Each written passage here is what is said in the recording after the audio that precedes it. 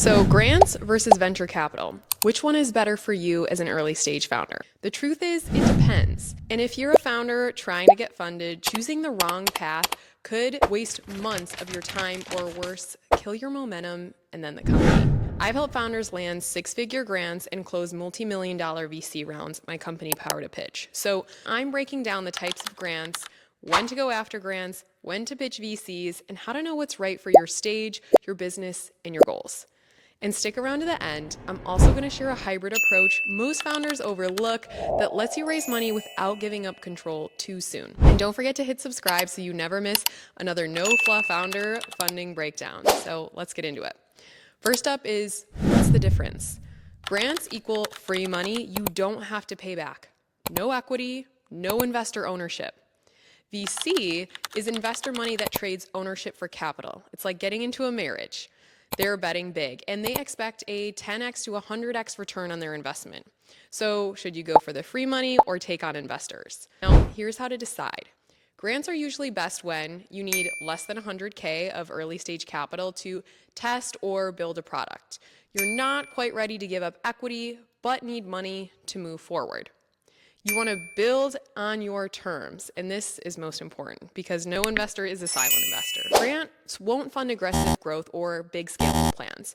They're typically milestone-based and are meant to bring a bit of cash and momentum to your plans. There are two main types of grants. One is government grants, often tied to innovation, research, or economic impact. They're heavily focused on documentation, long applications, and strict compliance. They're usually targeted funding that can take an average of anywhere from 6 months to 2 years to get. It's really best for deep tech, climate, or advanced health research.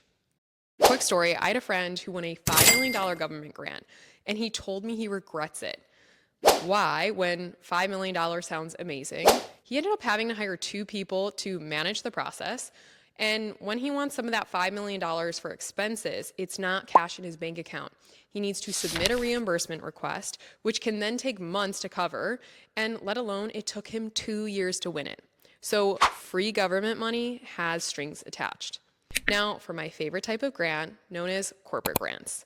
They're funded by big brands and corporations who get tax credits, like Verizon, Amazon, Progressive, and others. They're usually faster to apply for and often tied to pitch competitions, written or verbal applications. So they may come with perks like press, networking, or even tech credits. And the payouts happen within weeks, and most is cash, so you don't have to worry about reimbursements. It's best for founders from an idea and zero in sales to $1 million. And think of these like micro grants plus visibility plus momentum. You can win 5K to 100K without giving up equity and walk away with social proof and storytelling practice. My claim to fame is winning 22 of 23 grants I applied for, which was 6 figures in cash I never had to pay back. I used that to scale my first company and exit 6 years later.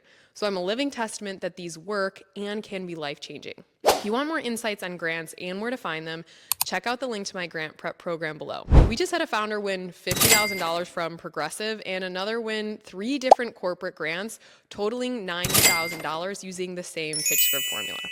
And the press they received has been worth more than the cash value itself. Grants can be your first yes before you're ready for VCs.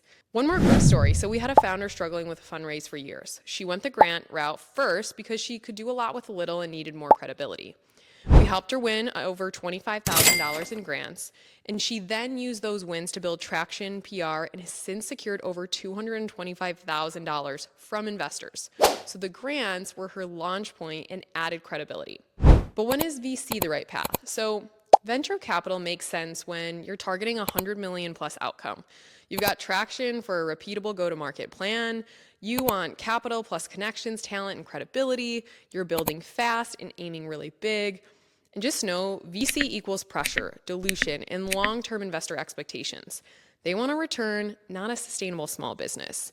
They make their money when you exit or IPO. So this isn't a, I want to grow my business to pass down to my kids situation. If you're not sure what fits, ask yourself the following question. So do I want to stay in control or bring on partners? Am I optimizing for ownership or for speed? Can I get scrappy with funding, or do I need to take action now? Do I need fast capital, or can I wait for funding that fits my mission? Now for the hybrid approach, most founders miss. Start with grants for pitch competitions to build proof. Then use that little bit of traction to raise from investors who see your progress. Some founders I work with raised 50 plus K in grants, then landed pre-seed checks because they prove the concept without dilution up front. Grants give you momentum, VC helps you scale, so you can decide the order. So grants or VC. You don't have to choose today, but knowing what fits your goals will save you time, energy, and your future ownership. So tell me in the comments, are you team grant, team VC, or hybrid like me? And don't forget to hit subscribe if you're ready to raise smart and stay in control.